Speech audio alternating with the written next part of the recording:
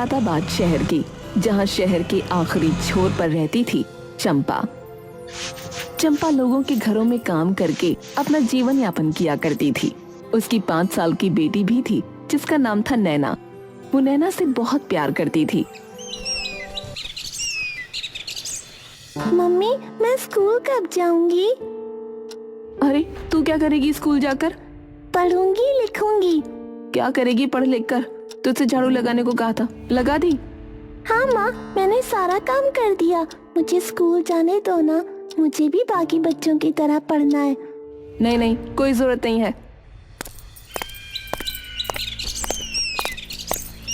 अरे चंपा, पास के चुंगी वाले स्कूल में नाम लिखवा देना नैना का। वो सरकार की तरफ से फ्री है, वरना अगर उन्हें पता चला कि तुम बच्ची को नहीं पढ़ा रही हो तो तुम पर कार्रवाई हो सकती है। आजकल तो बड़े चोंचले हैं, पहले जमाने में सही था, लड़कियां अपने घर का काम करती थी सिर्फ।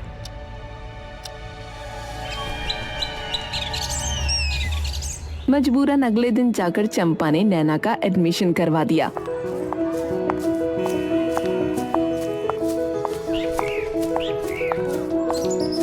अब कल से तू स्कूल जाएगी, लेकिन एक बात याद रखना।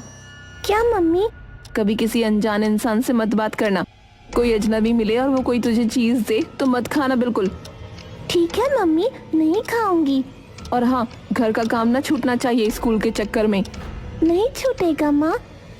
शाम का वक्त था, सूरज ढल रहा था और चंपा अपनी छोटी सी झोपड़ी में बैठकर नैना के लिए स्कूल की ड्रेस पर इस्त्री कर रही थी। तभी राधा फिर से आ गई। चंपा रसोई में जाती है और 2 कप चाय तैयार करती है। फिर दोनों सहेलियां चाय की प्याली लेकर चौखट पर बैठ जाती हैं। तो अब तो तू स्कूल वाली मम्मी बन गई है। हाँ, बहुत दिन से पीछे पड़ी थी नैना, मेरे तो ये सब समझ में नहीं आता। हाँ वो तो है। अच्छा खैर, अब मेरा एक पुराना हिसाब तो बाकी है। क्या मतलब? याद है ना, तूने मुझसे कुछ साल पहले 5,000 रुपए लिए थे, अब तक 1 रुपया न दिया। हर बार बहाने बना देती है। राधा, तू जानती है ना मेरी हालत कैसी है। कभी नैना बीमार पड़ गई, कभी काम छूट गया, अब किसी तरह उसका एडमिशन कराया है। बस थोड़ा वक्त और दे दे, लौटा दूंगी ना तुझे। तू हमेशा अपनी मजबूरी गिनवाती रहती है, मेरी सुनती है कभी? मैं भी अकेली हूँ, घरों में झाड़ू पोंछा करती हूँ, मेरे भी सपने हैं। माफ कर दे राधा, मैं जल्दी तुझे सब लौटा दूंगी। मेरी बच्ची बीमार है चंपा, उसका इलाज कराना है, अब तो दे दे। हाँ हाँ दे दूंगी। राधा तुनक कर उठती है और बिना कुछ कहे चली जाती है। फिर अगले दिन सुबह स्कूल जाते वक्त नैना कहती है, मम्मी, मेरे स्कूल में सब बच्चे रंग बिरंगे अच्छे अच्छे बैग लेकर आते हैं। मेरा थैला तो गंदा सा है, मुझे भी नया बैग चाहिए। बेटा वो तो बहुत महंगे होते हैं, जब पैसे होंगे तो दिला दूंगी। पर कुछ नहीं, चुपचाप स्कूल जाओ।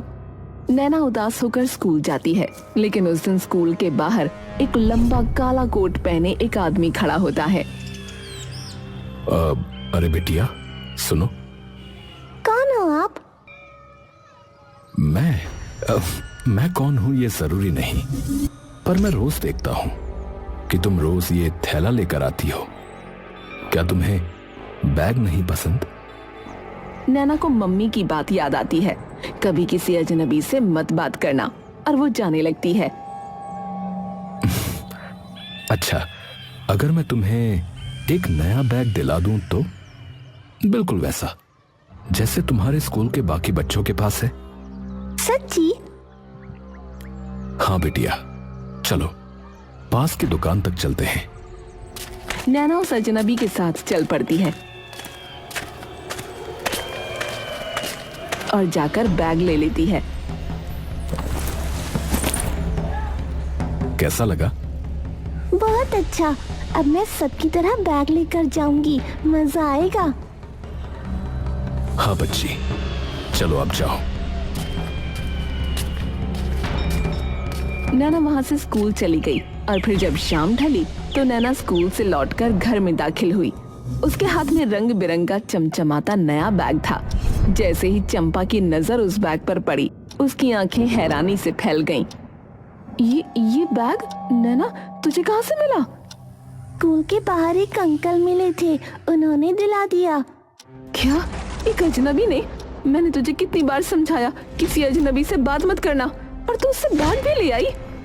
मम्मी वो बहुत अच्छे थे, बोले मैं रोज पुराना थैला लाती हूँ तो बैग दे दिया। अच्छा, अब तुझे अच्छे बुरे की समझ आ गई। कौन था वो? नाम पता कुछ बताया? नहीं मम्मी, कुछ नहीं बताया, बस दिया और चले गए। चंपा का चेहरा डर और गुस्से से तमतमा उठा, उसकी सांसें तेज हो गईं। सुन ले नैना, अगर वो आदमी दोबारा दिखे तो ये बैग ले जाकर वापस दे देना, और दोबारा उससे बात की तो देखना मैं क्या करूंगी। ठीक है मम्मी। अगले दिन नैना स्कूल गई, लेकिन वो अजनबी उसे नहीं मिला। लेकिन परसों स्कूल के बाद फिर वही लंबा काले कोट वाला आदमी स्कूल के बाहर खड़ा था। अरे बेटिया, बैग कैसा लगा? अच्छा लगा, पर मम्मी ने बोला है आपको वापस देना। अरे बैग बाद में ले लूंगा, पहले ये बताओ आइसक्रीम खाओगी? नैना की आंखें चमक उठीं। आइसक्रीम जो उसने कभी खाई ही नहीं थी, लालच ने मासूमियत पर जीत पाली। हाँ। अजनबी उसे पास की दुकान पर ले गया, सबसे बड़ी चॉकलेट आइसक्रीम दिलाई। नैना तो जैसे किसी सपने में थी, वो खुशी से उछलती रही और बैग वापस देने की बात भूल गई। चलो अब घर जाओ, मैं फिर मिलूंगा। अच्छा? अंकल आपका नाम क्या है? तुम मुझे अजनबी अंकल कह सकती हो, ठीक है? ठीक है अजनबी अंकल, बाय बाय।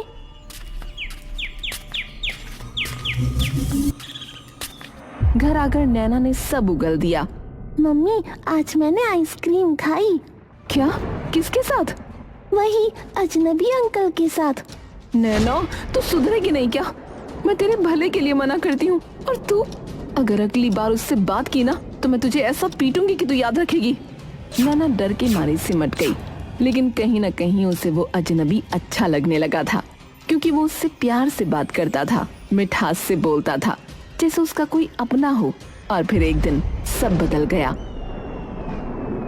नैना स्कूल तो गई, पर छुट्टी के बाद वापस नहीं आई।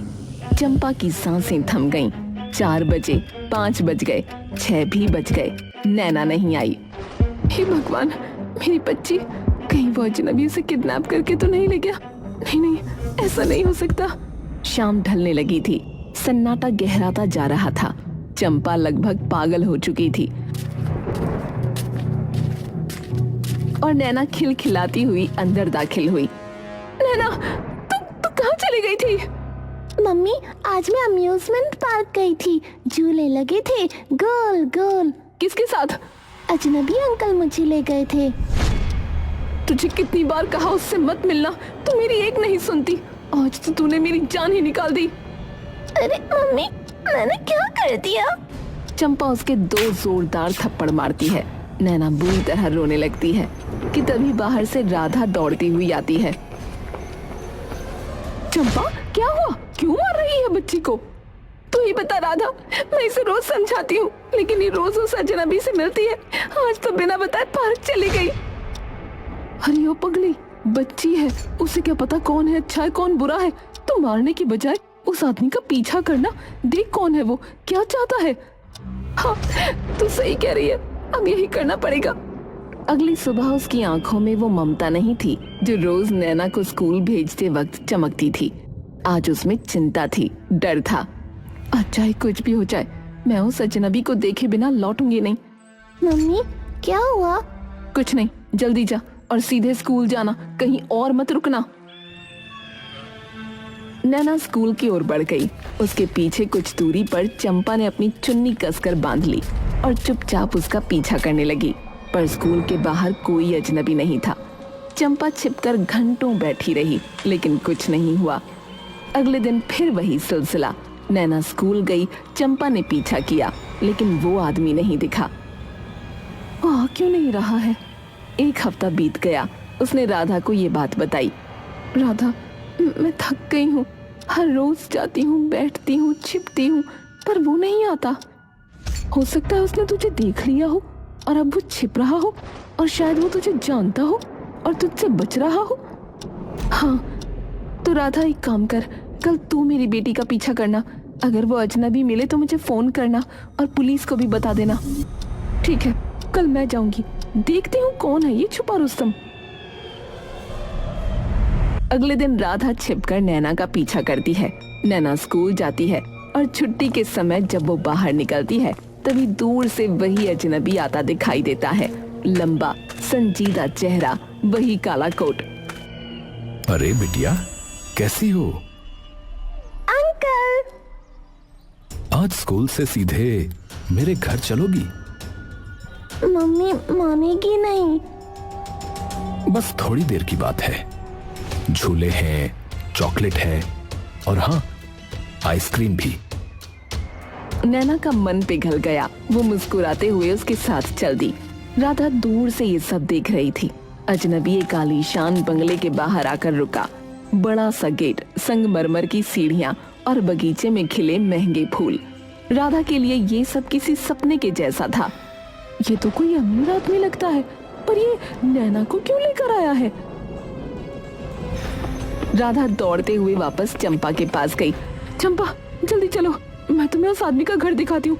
चलो, पुलिस को भी फोन कर दिया है। दोनों भागती हुई उस बंगले के पास पहुंची। लेकिन जैसे ही चंपा ने वो घर देखा, उसके पैर जैसे जमीन में धंस गए। उसकी आंखें चौड़ी हो गईं और सांसें अटक गईं। ये तो उसी वक्त गेट खुला और वही अजनबी नैना का हाथ पकड़े हुए बाहर निकला। नैना, इधर आ। चलो चंपा, उसके पास चलते हैं, बेटी को वापस लाना है। लेकिन चंपा का पैर एक कदम भी नहीं बढ़ा। ये औरत मेरे पास नहीं आएगी, क्योंकि इसके दिल में चोर है। ये एक वक्त पर मेरे घर में काम करती थी। क्या? 4 साल पहले राजीव और सोनिया एक खुशहाल दंपत्ति थे। उनका एक ही सपना था, एक प्यारा सा बच्चा। राजीव, मैं प्रेग्नेंट हूँ। क्या कहा? अरे वाह, ये तो सबसे बड़ी खुशखबरी है। उसी दौरान चंपा भी उन्हें बताती है कि वो गर्भवती है। मालिक, मैं भी मां बनने वाली हूँ। अरे वाह, घर में 2 खुशखबरियां।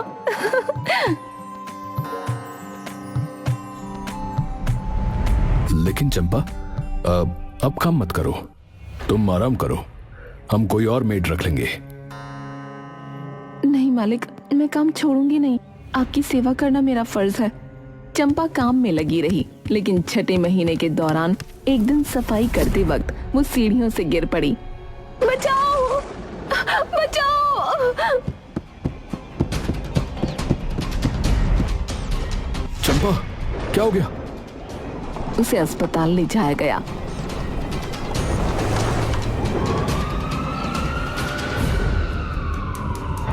डॉक्टर ने बताया कि उसका गर्भपात हो गया है। अफसोस, बच्चा बच नहीं पाया। चंपा बिलख बिलख कर रोने लगी। तुम लोग जिम्मेदार हो। मैंने कहा था कि काम मत करवाओ, फिर भी कराया। तुम लोगों की वजह से मेरा बच्चा मरा है। लेकिन चंपा, हमने तो मना किया था, तुम ही जिद कर रही थी। हम कैसे जिम्मेदार हैं? तुमने अपनी मर्जी से किया सब। इन सारी बातों के बाद राजीव और सोनिया अपने घर चले गए। और फिर कुछ समय बाद सोनिया की बेटी पैदा हुई। पर जब सोनिया अस्पताल से घर लौटी तो चंपा बधाई देने आई और मौका देखकर बच्ची को अपने साथ ले गई। राजीव ने पूरा शहर छान मारा, हर थाने में रिपोर्ट लिखवाई। मेरी बच्ची मुझे चाहिए। कोई उसे ढूंढो, कोई उसे ढूंढो। राजीव, तुमने चंपा को हमारे घर आने ही क्यों दिया? मुझे मेरी बच्ची चाहिए किसी भी हाल में। लेकिन चंपा का कोई अता पता नहीं था, न कोई फोटो, न कोई असली नाम।